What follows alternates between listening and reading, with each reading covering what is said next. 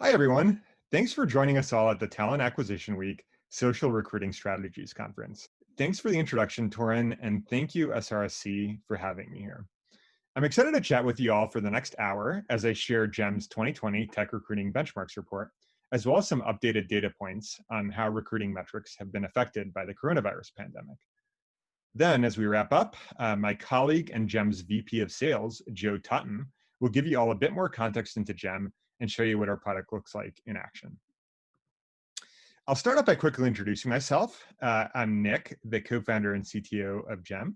I manage GEM's engineering, product, and design teams. Prior to GEM, I spent 7 years at Facebook where I led a few different product engineering teams. And throughout my career, I've been heavily involved in recruiting.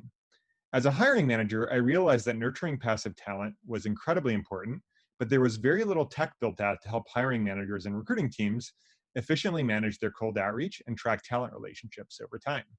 So my co-founder and I set out in 2017 to found GEM and solve those problems. At GEM, we build a sourcing automation product that automates a bunch of the manual, tedious work that goes into sourcing, including your follow-ups. We also have a talent CRM that gives recruiting teams full visibility into their pipelines, including metrics like pass-through rates and forecasting calculators. We have over 300 customers using GEM to engage and nurture passive talent today, like Slack, Dropbox, and Twilio.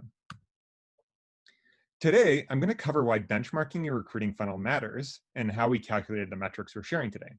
Next, we'll walk through benchmarks related to outreach, followed by benchmarks for down funnel pass-through rates, slicing and dicing in a few different ways. GEM created our 2020 benchmarking report using data from our database of over 1 million outreach emails and nearly 600,000 candidates who entered process. I'll cover some of the findings from our 2020 Tech Recruiting Benchmarks report, but be sure to take a deeper dive into the report after the webinar. You can download it directly at our virtual booth. Before we jump into the benchmarks, I want to explore what benchmarking is and why it's important for recruiting. If you can't measure what you're doing, you won't know what's working for your team or for your prospects and candidates for that matter. Best-in-class talent teams are tracking metrics nowadays and using them to make data-driven decisions. Sources and recruiters use data to discover what outreach results in the most interested responses. Talent operations can get a bird's eye view of hiring across the board and shift strategies where needed. And hiring managers can see the health of their individual pipelines, understand where candidates are dropping off, and optimize their process based on data rather than gut instinct. And the entire team can know whether they're on track to hit their hiring goals. So why benchmark? This is the follow-up question because there's a difference between tracking internal metrics and benchmarking yourself against your competitors and peers. Most talent acquisition teams we know are using internal comparisons to understand their team's performance, gauging success by percentage of improvement over last quarter or year, for example. And of course, internal comparison makes a lot of sense. But unfortunately, if you don't have a wider context for your recruiting data, you can't be confident about whether these numbers are objectively good. Benchmarking tells you the state of recruiting performance for your entire industry. It's how businesses learn hard truths about where they're underperforming, identify important trends, and uncover pain points they may have not known otherwise. With this intelligence, they can implement changes in their behavior or strategy, justify improvements in tools and resources, or other things to improve elements of their hiring process that need attention. In that sense, benchmarks are a vital starting place for asking valuable questions about your process. Here are some of the recruiting benchmarks that we're going to walk through today. Benchmarks can give you averages for all of the metrics here, but you can also slice these numbers in a few different ways, including gender, department, location, and company size. Most of the numbers you'll see today are based on pre-quarantine data, but we've also got a few slides on metrics since COVID really hit the US in mid-March. So you can see how some of these activities have temporarily shifted. The first set of benchmarks we'll look at today are around outreach. This is the very top of the recruiting funnel where you're sourcing candidates and sending them emails. At the very top of the recruiting funnel, the first thing to look at is how many people you're reaching out to are even opening your emails. So we took a look at average open rates across all of our customers by company size. There are actually two different takeaways here. The first is that 87% is an open rate worth aiming for. The second is that there is no direct correlation between open rates and company size. If anything, smaller companies see better open rates across the board. But there's no clear pattern as company size increases. If you'd like to be seeing better open rates than you're seeing now, the two places to focus on are send times and subject lines. At GEM, we've published a definitive guide for email outreach that breaks down the best send times by role, also using our own data. But you can also uncover your own best send times through A/B testing and trial and error. When it comes to subject lines, personalization will be your strongest strategy. Personalized subject lines increase open rates by 26%. But experiment too with appealing to curiosity or core values, asking questions in your subject lines, flattery, humor, and powerful verbs. Any of these, when done well, are likely to prompt more opens. On this slide, we've broken out open rates by company size and by role. To be clear, these are open rates for a 3-stage sequence. In other words, recipients opened at least one of 3 emails they were sent over a given period of time. At GEM, one of the reasons we recommend email sequences is they significantly increase your chances of seeing a response. A 4-email sequence sees more than double response rates than a single email. So 35% compared to 15% with a single email. The other thing worth pointing out is that the data for the benchmarking report was pulled at the end of 2019, way before we could have imagined where we are now. So I'm going to talk through these numbers first because they're the numbers we expect outreach to return to. But to prepare for this webinar, we also pulled some really interesting data from the last 3 months worth of outreach. And so I'll share what outreach stats have looked like during COVID in a moment. While they don't necessarily see higher open rates, companies with over 1,000 full-time employees see significantly higher response rates overall. In fact, the data suggests that for most roles, there's a direct correlation between company size and response rates. Maybe this isn't surprising, and of course, we could come up with theories about it. The perceived risk of smaller startups, the fact that larger companies have more brand recognition, or that recruiters at larger companies have more collateral to point to. What this ultimately suggests is that smaller companies will have to work harder in their messaging once talent opens those emails. So get creative with your outreach, work on your company's brand and your talent brand whenever and however possible. And of course, know that you'll probably have to work even harder to get a response for your technical roles than you do for your biz roles. Again, I'll give you a moment to take this in. One thing you might notice is that product and design roles see the highest average response rates. On the other hand, and probably unsurprisingly, engineering and data roles see the lowest average response rates. The benchmarks we're showing on this presentation are just that, benchmarks. But we realize recruiting and the entire world are facing unusual circumstances right now, and these numbers might temporarily look different. To see just how much the current climate has affected recruiting activities, we analyzed the 90 days prior to most of the US implementing some sort of shelter in place to the 90 days after to get the numbers you'll see on the upcoming slides. Across the board, talent teams are sending fewer outreach emails right now. Since mid-March, recruiter outreach is down nearly 20%. What's interesting is we analyzed this data back in April by just looking at the effects of COVID from mid-March to mid-April. And at that point, recruiting outreach was down nearly 50%. But now it's only down 20%. One theory is that when COVID first hit the United States, there was a holding period in which everyone paused hiring plans while they waited to see how COVID would affect their business plans. As time has passed, talent acquisition teams have solidified their hiring plans for the year and are back to doing reach outs, although still at a lower volume. The greatest drop in outreach was for sales, success, and business roles, which saw a 55% average drop across the board. This includes GEM's international customers. Outreach for engineering roles in the US, on the other hand, dropped 18%.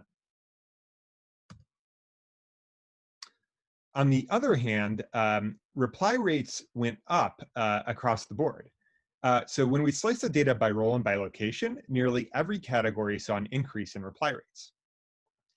Here are some roles that have seen fantastic reply rates since COVID hit. Sales, success, and business roles have seen a 20% increase in reply rates from March to June. Engineering roles saw a 14% increase in reply rates, and reply rates for product and design roles were up 9% on average. All of this suggests that while a lot of companies are having to freeze hiring or cut back on open roles, talent is looking to keep their options open. At GEM, while we've scaled back some of our hiring due to the coronavirus, we're actually leaving certain roles open and optimizing our recruiting efforts on top-tier talent. While not every company can keep recruiting at full steam through this crisis, the data shows that if you can keep at least some roles open, you'll have a better shot at some of the historically most in-demand talent, like engineering, product, and design. So before I jump into pass-through benchmarks, just another reminder, if you have any questions, leave them in the chat, and I'll get to them during our Q&A segment. So your outreach, if done well, gets folks at the top of the funnel into process. But what metrics do you use to track them once they've responded as interested? At GEM, we call this signal of interest, and a candidate's passing an application review that provides a first filter prior to phone screen entering process. Pass-through rates, also known as conversion rates, let you analyze the overall health of your funnel and observe where you're experiencing bottlenecks in the form of candidate drop-offs. The recruiting funnel begins with talent sourcing at the top of the funnel and ends with a signed offer, the bottom of the funnel. Now, talent acquisition teams have any number of stages in their hiring funnel, but we looked at 5 for this report: entering process, phone screen, onsite, offer extend, and offer accept. Pass-through rates allow you to understand the health of your overall funnel. With GEM, you can use the data about your funnel to predict the outcomes of roles. So now you can answer questions like, how many candidates will we need at each stage of the funnel in order to hire 25 product managers based on historic conversion rates? And here's how it looks like in our product. We can see that if we keep pass-through rates the same as they've been in the past, we'd have to reach out to 10,000 people to hit our goal of 25 hires this quarter. And we can get some additional insights by playing with the calculator. So if we somehow increased our offer accept rate from 55% to 70%, for example, we'd be able to see that we'd only have to reach out to 7,000 people to hit our goal. So here's what the funnel looks like for our aggregate pass-through rates. You'll notice that there are 2 different sets of numbers here. Pass-through rates from the very beginning and pass-through rates from the previous stage. The ones on the previous stage are essentially little circles in the middle there, if you can see that on the slides. All right, so let's take a look at pass-through rates from phone screen to onsite. If you're far off from 40% in either direction, it may mean that you need to either be more selective in your screening process, otherwise you're taking up precious interviewer time, or that you're being too selective, so not enough candidates are making it onsite. At this stage, take a look at your screening process. Is it asking questions that are getting you true insights into the candidate and their ability to take on the role? Or is your hiring manager's list of qualifications too rigorous? As with phone screens, determine if interviewers are being too rigorous or too generous in their evaluations. Maybe recruiters or hiring managers aren't aligned on hiring criteria, or there's poor communication between both parties. Calibrating on ideal responses for each individual interview question is a key part of ensuring that all interviewers are assigned on candidate qualifications. Mapping the reasons for rejection at this stage will alert you to broader problems that can help you fine-tune your recruiting motion. So if the problem is candidate quality, sit down with sourcers and review your screening process.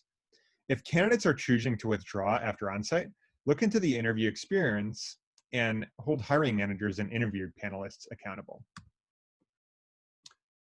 In terms of pass-through rates from phone screen to offer accept, if you're seeing a lower ratio than 75%, ask for honest feedback from candidates who rejected your offer. Withdrawal reasons can range from more competitive offers elsewhere to not effectively selling your company during the process, to candidates' perception of company culture, even to inadequate follow-up after the offer was extended. One potential area to look into is to revisit your offer letter to make sure that comp and benefits are on par with your industry. Digging into data from exit interviews, the reasons employees eventually leave the org, might also give you insights into what candidates may have perceived but couldn't articulate about your company while in process. Small companies invite fewer candidates on site than larger companies do, 30% versus 44% pass-through rates, but they tend to extend more offers, 48% versus 45% pass-through rates. For larger companies, the moral of the story might be take a tip from smaller companies and screen like a startup. On-site interviews are costly, especially for technical roles with panel interview time. Make sure the questions you ask during your phone screens get as much pertinent information as possible from the candidate. Hard skills and soft skills, intelligence and values, and so on. Make sure, too, that recruiters know what red flags to watch out for.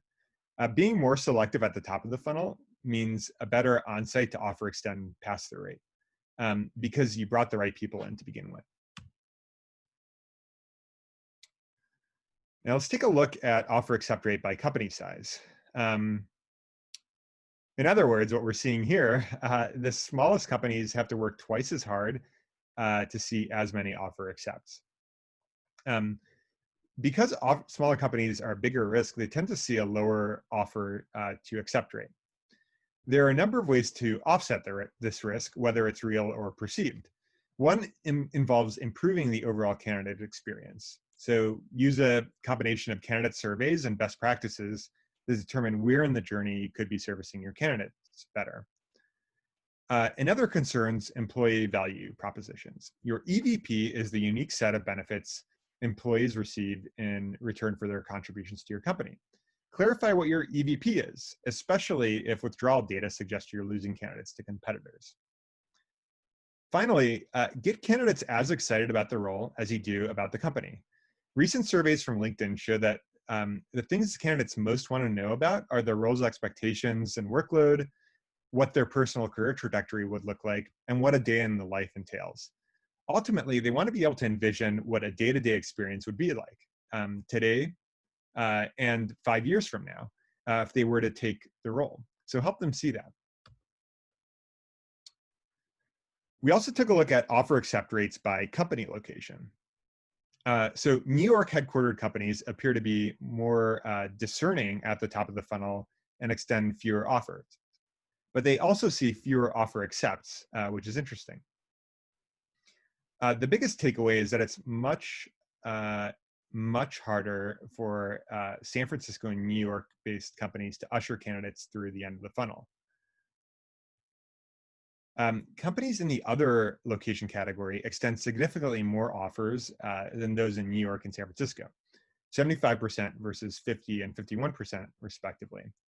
And candidates are more likely to accept those offers, 10% more likely than for San Francisco companies, and over 20% more likely than for New York companies.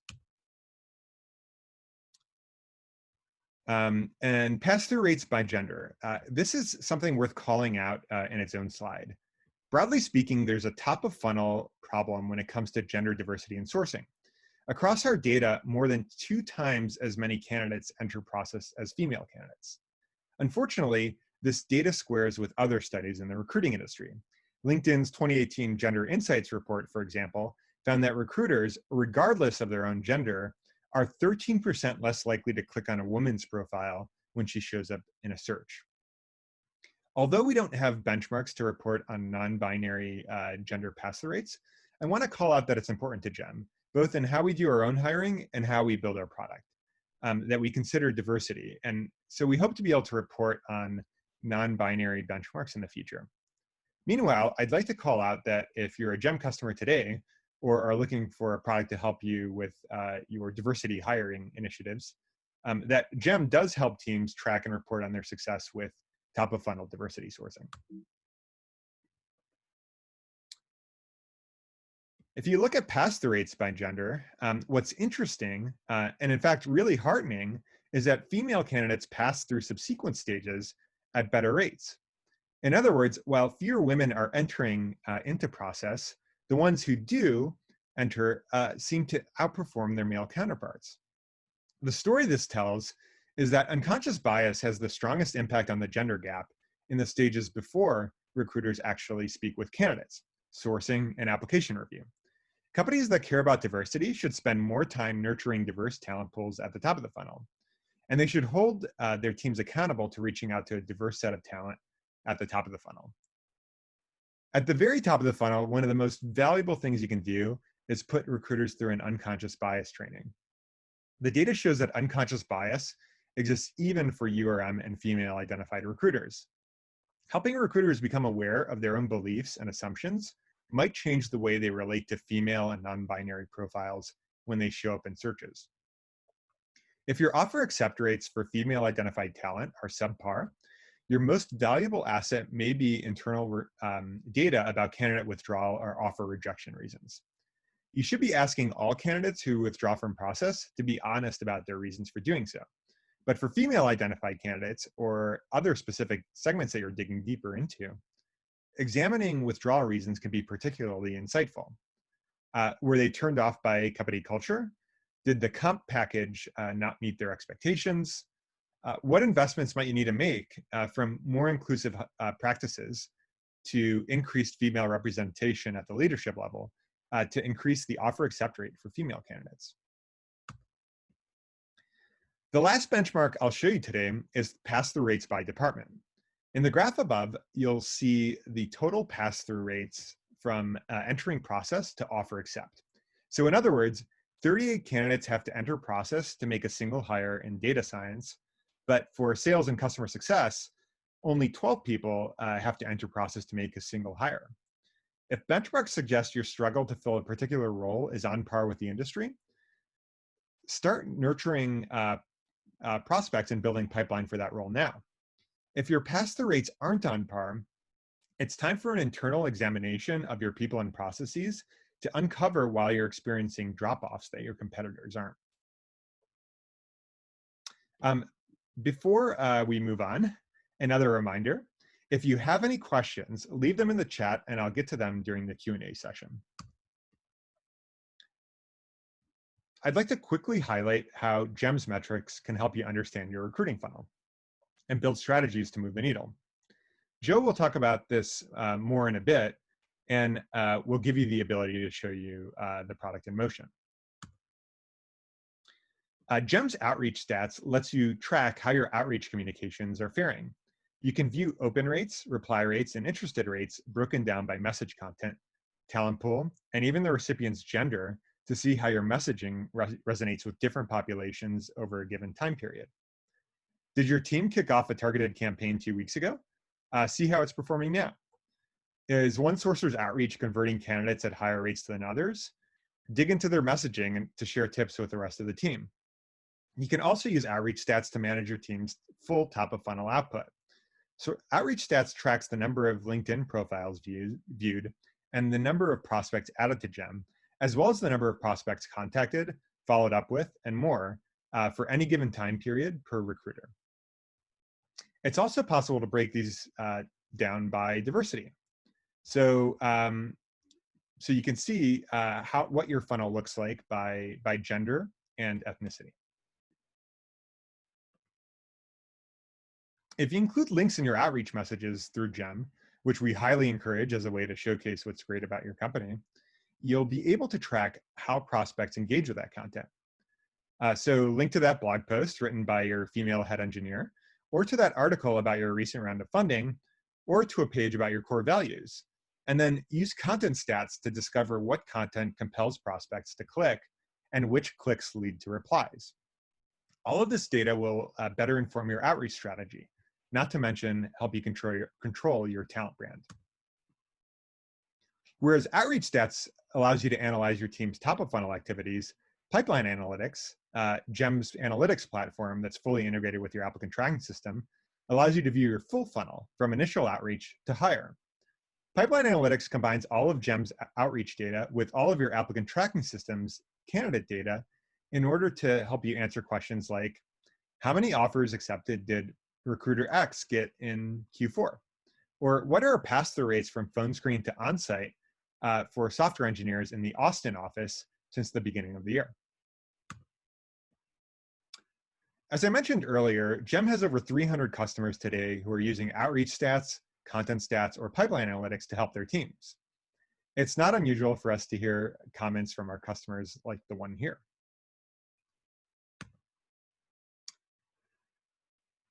Now, we have some time before I have to wrap up here and pass it over to my colleague, Joe. I see we have a handful of great questions that have come through. Let's take a look here. Okay, the first one is, our company is not benchmarking and tracking metrics. Where can we start? So the first step is being aware of some of the benchmarks. And so attending this event and having some industry benchmarks in your back pocket is a great step forward. In terms of tracking metrics, that's really interesting because it's a tough thing to get right. One option is to see if your applicant tracking system supports calculating pipeline pass-through rates. And if it does, use that to start. If not, you may be able to build something like this up manually in a spreadsheet. I hate to say here that, well, you should obviously use GEM, but there is a little bit of truth to that. We've found that it's actually incredibly hard to get the calculation of some of these metrics right. So we've actually spent years building out our pipeline analytics product and getting all the little details right. It's really fast to get started on it. As soon as we get access to your applicant tracking system, you get all of these metrics across your entire company's hiring pipelines immediately without having to worry about figuring out how to calculate them yourself. Yeah, I think that that's probably like honestly where I would start if I were calculating these myself, starting at a different company. All right. The next question is around A/B testing. So with A/B testing, how many outreaches do you suggest to gauge if your subject line experiment is valid? So it sounds like this question is around how many reach outs do we need to do until we know if one subject line is better than the other. This actually depends on a few different things, including the confidence level you want. So how certain do you want to be that one subject line is actually better than the other one you were testing? And so a few confidence levels that are thrown out often in statistics are 90%, 95%, and 99%. The other thing it depends on is how much how much better one subject line is performing compared to another. So if no one's replying to one subject line and everyone's replying to another one, then you need fewer outreaches to know that other subject line is better. I unfortunately don't have this off the top of my head, but I'd recommend actually just Googling something along the lines of A/B test statistical significance calculator. And you'll find a few calculators online that you can use to answer this question based on the results you're seeing in your A/B test so far. In general, I love this question though. While we support A/B testing in GEM, it would actually be pretty great to add a calculator for statistical significance as well. So thanks for that question. I'll actually take it back to our team to see if we can build something like that into our product. All right, the next question is, do you have this data for other major cities beyond San Francisco and New York? And also, do you have this data for other countries? So we have a good number of customers using GEM internationally, but I'm not sure we were able to get to statistically significant results, especially by all the different breakdowns in other cities and countries. But keep an eye out for future reports though, we'll be looking to expand these reports to include other countries and cities in the future. All right, the next question. How do you reconcile a data-driven hiring strategy with the inherently gut-driven aspect of hiring? So there's always going to be gut-driven parts of recruiting, and at the end of the day, data is just data. You still have to, in some cases, use your gut to interpret it, and actually draw conclusions from that data to determine what it is you need to change. So the way I think about data is I use it as one input in making decisions. We can't necessarily make all of our decisions purely by data. Otherwise, we'd have robots hiring people for us, and that would work great. Unfortunately, we're not there yet. We can all just sort of sit back and not have to do anything. So I see data as just one tool that you have in your toolbox to be able to run the very best recruiting team. All right, next question here. So with a larger pool of candidates looking for employment, what are some of the best practices to guard against the quality of candidates coming into your pipeline? Yeah, this is really tough. And I would say this actually depends quite a bit, company by company. I would say a lot of it depends on the quality of the inbound candidates you're seeing. So, we definitely have a few customers that are actually seeing really high quality inbound applications that they're really happy with. And in that situation, it's just a function of adding more capacity to review all the inbound applications that are coming in. But I would say, across the board, another thing that we've seen is while a lot of companies have seen, a ton of inbound applications coming in, the average level of quality of those applications, still isn't super high, as you've mentioned. And so one of the best strategies there is to not sort of like slow down your sourcing and active candidate outreach efforts. So while you may need to shift some resources to processing all of that inbound talent, it's still just as important to be doing that cold outreach and going out and finding the best people and encouraging them to apply to your role, rather than just sort of sitting and waiting for inbound applications to come in that might not be at the caliber that you're looking for. All right, so I think we have time for about one more question here, and it looks like the next one here is around diversity. So, what is GEM's approach to diversity recruiting? And what metrics does your team track to use and remain accountable? Diversity has been really important to GEM from the very beginning of our company for a few different reasons. One, we think the very best teams are diverse. If you have a non-diverse team, you're at risk of having a blind spot. That kind of makes your company not perform as well as it might otherwise. And secondly, a lot of our customers care really deeply about diversity, and so we think it's really important for us as a company to get diversity right if we're building recruiting products for customers that care deeply about diversity. And so from when we put together GEM's internal corporate values, we always had diversity as one of our 4 company values. And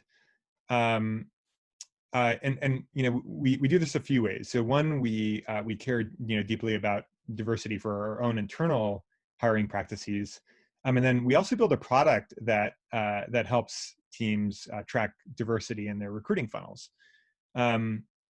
So in terms of the metrics that our team tracks to keep ourselves accountable, there's a few different ones. So one is the ratio of diverse talent at the top of the funnel.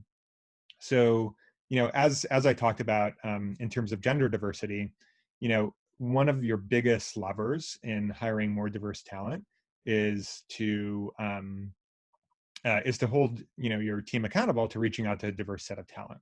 So we have metric goals internally that make sure that when we are reaching out to talent, that we're hitting certain numbers at the top of the funnel. So when people enter the funnel, where that talent, we actually really prioritize getting a diverse set of folks there.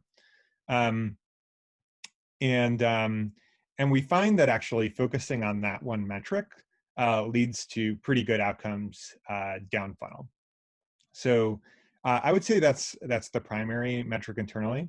We're also, tracking, sort of the gender and, race ethnicity breakdown of our internal teams, and we're using that to help us set those top of funnel recruiting goals. So that way, our recruiting team is 100% aligned and can hold themselves accountable to reaching out to a diverse set of talent. And we've actually, taken a lot of what we do internally and have baked that into our recruiting analytics product, so that our customers can also, keep track of diversity throughout their entire hiring pipeline, and identify, potential, stages of the interview process that might be biased, or other things, like that, by looking at our analytics dashboards.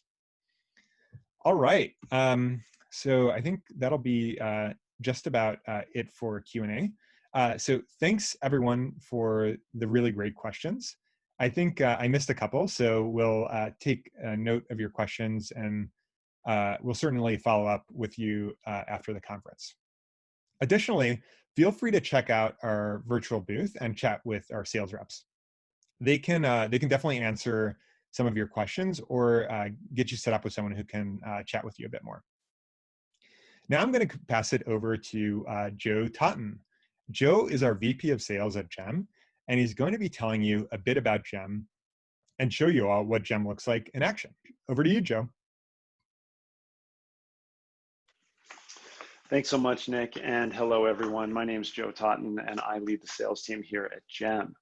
It's great to be here with you at SRSC today, and I wanted to provide you all with some context on GEM, who we are as a company, and what we do. I'll give you all a glimpse into the product with an in-depth demo, and I know Nick prefaced some of this during his session with some insight into our outreach stats and pipeline analytics features, but I'm going to go back to the very beginning and give you a quick overview of some of our core functionality. I'm also going to save some time at the end to answer any questions that you might have, so please send them in. Let's go ahead and get started. GEM is an all-in-one recruiting platform that integrates with LinkedIn, your email, and your ATS. We enable data-driven world-class recruiting teams to find, engage, and nurture top talent. With GEM, recruiting teams can manage candidate pipeline with predictability, and we like to think of ourselves as the platform for modern recruiting. I'll come back to this a little bit later, but I'll mention GEM has been around going on about 3 years, and we're already working with 300 of the top in-house corporate recruiting teams, as well as a number of really prestigious staffing firms as well. At its core, what GEM is going to do for you, for anyone who spends time sourcing, we're going to give them more ROI on that time that they spend sourcing. So how do we do that? We're going to double their response rate, double that conversion to initial phone screen on a sourced candidate. And we are going to speed them up by a factor of 5 while they're sourcing. The way that we do that is that we automate a lot of the simple and menial tasks that sourcers end up having to do on repeat, including email follow-ups. And we close that gap on positive responses left on the table by only sending one message, which a lot of recruiters do. So a lot of power and a lot of ROI coming from that simple follow-up automation that I'll show you in just a moment in our live demo. Let's take a look at the product itself. I'll switch over into the live demo mode. So this view here, this should be very familiar for any of you who do spend time sourcing. This is a LinkedIn recruiter profile. This is from my friend Jenna. Gem is also going to be compatible with your personal LinkedIn account, whether you've got Recruiter Lite, Recruiter Corporate. It's going to work the same across any version of LinkedIn that you have. Whenever I view a candidate in LinkedIn, Gem is going to show me a couple of things at a glance. Is this person in my ATS? Yes or no? Has someone else on my team taken some action on this person, whether that's viewing their profile, sending them an email at some point in the past, or do they have an email scheduled to go out to this person at some point in the future? And then does Gem have an email address on file that I can use to reach out and get in touch with this person? The way I add somebody to Gem is I'm going to download the PDF of the LinkedIn profile. Gem will grab this PDF sort of mid-flight, mid-download, and use it to create a person record in Gem. We'll attach that PDF resume here, so you always have access to it. We're going to parse out all of these relevant data points. So first name, last name, company, job title, school, and location. This is really valuable for a couple of reasons. First, whenever it's time for me to add this person into the ATS, I can do that with just 1 or 2 clicks. So I can clearly see here Jenna's already in my ATS. In this case, I'm using Greenhouse. But if I were to upload her as a net new candidate before she was already in the ATS, really simple. Add her as a candidate or a prospect, again, in Greenhouse. I can choose which job to put her on, and I can even choose which stage to set things at. I'm going to go ahead and skip her ahead to the initial interview. And with 1 click, I have added her into the ATS at whatever point in my workflow is preferred by my team. The other reason having all of these data points parsed out of the resume is valuable is in that actual outreach messaging that I'm going to do. So I mentioned a little bit earlier, we're using these email sequences. So this is a templated recruitment outreach email with automated follow-ups. When we build it out, we've got all these tokens that we can drop into the sequence template itself. And it looks like we can actually drop those templates in to give a lightweight layer of personalization to the email. So in this case, I've got a template built out. Hey, first name, happy day of the week. I see you work at company as a title. If I go back to Jenna and add her to that same sequence, it's going to fill in that template with all the details specific to Jenna. Hey, Jenna, I see you work at Netflix as a contract recruiter. Was wondering if you've been thinking at all about what comes next. Day of the week here, of course, fills in on whatever day I end up sending the message out. As it is by default here, I'm going to send the message out right away as soon as I click send. But of course, maybe it's Friday night, I want to send this out Monday morning. I can schedule the exact day and time that I want the stage 1 of the email to go out. If and only if Jenna doesn't respond to the first stage of my email, stage 2 will send out automatically. In this case, 6 weekdays later at 9:20 a.m. We can have as many of these stages as we want on whatever timeline we want.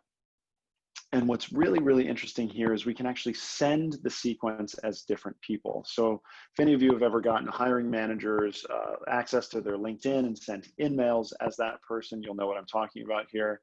In Gem, you can request send privileges from another person on your team, maybe an executive in the organization that you're hiring for, maybe the hiring manager themselves. We see a tremendous boost in response rates when we see at least one of the emails in the sequence come from someone other than the recruiter. And in this case, it's coming from Steve, my CEO. He's given me permission to send as him, and I can either send the entire sequence as him, or I can send, in this case, stage 2. Jenna, I hope you're having a great day of the week. And I know Joe reached out last week, but I wanted to follow up personally. We see this again have a tremendous boost in response rates when some executive within the company or perhaps the hiring manager reaches out directly. I wanted to talk too about, while we're sourcing, not everybody who we reach out to is going to respond to us, although Gem is going to boost our response rates overall. But what happens is if we're adding folks into Gem whether or not they respond, whether or not they enter process. We're building out these talent pools automatically that you can continue to go back to over time. So all of the, in this case, full stack engineers that you source in Q1 of 2020, not all of them is going to apply. It's not going to be the right time for each and every one of those people to get into process at your company. But 90 days later, 180 days later, a year later, these are still identified folks who are potentially relevant to your business, who you want to stay in touch with, who you want to send that email sequence to maybe once a quarter so that you're sure to stay top of mind for them in that quarter where they are exploring their next role. So in this view, what we can do, say that each of these folks have gotten some touch point from me, again, maybe 90 days ago, I can quickly and in bulk add them all to a re-engagement sequence in GEM.